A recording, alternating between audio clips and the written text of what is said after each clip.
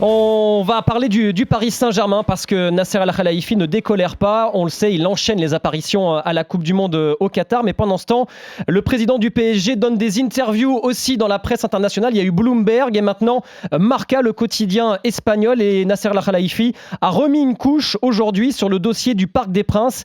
Il charge de nouveau la mairie de Paris qu'il accuse de bloquer le processus de vente du Parc des Princes. Voici ce que dit Nasser Al-Khelaifi. Notre première option est de rester au Parc des Princes, mais je ne pense pas que le conseil municipal veuille que nous restions. Ils font pression pour que nous partions. Nous nous battons avec eux depuis 5 ans. Chaque fois, ce sont les mêmes fausses promesses. Aujourd'hui, demain, cette élection, la prochaine.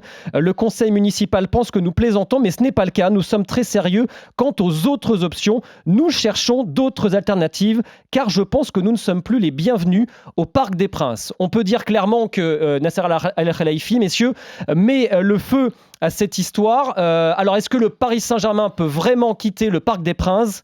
32-16 touche 9 pour participer. Vos messages sur la chaîne twitch.tv/RMC Sport et le hashtag RMC CDM 2022 sur Twitter. À l'époque, ils ont proposé 40 millions à la ville de Paris en disant on voudrait acheter le stade.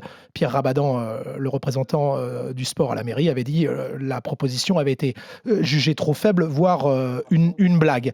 Ce qui est certain, c'est que il faudrait 500 millions, un demi-milliard pour engager les travaux pour passer de 45-48 000 à plus de 60 000. On vous rappelle que le Parc des Princes est sur le périphérique.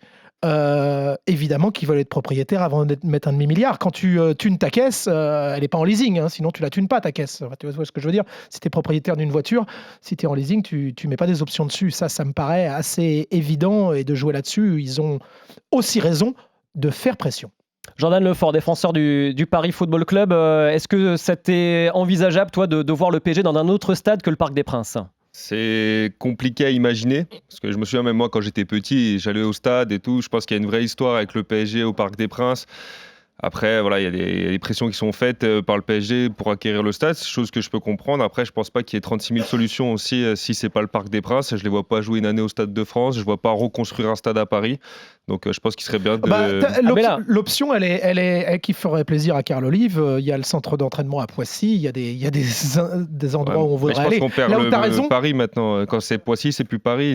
T'as raison, mais ils voulaient enlever Saint-Germain. Ils écoutent les Qatariens. Ils voulaient enlever Saint-Germain et que le club s'appelle Paris uniquement. Ils ont quand même utilisé écouter les supporters.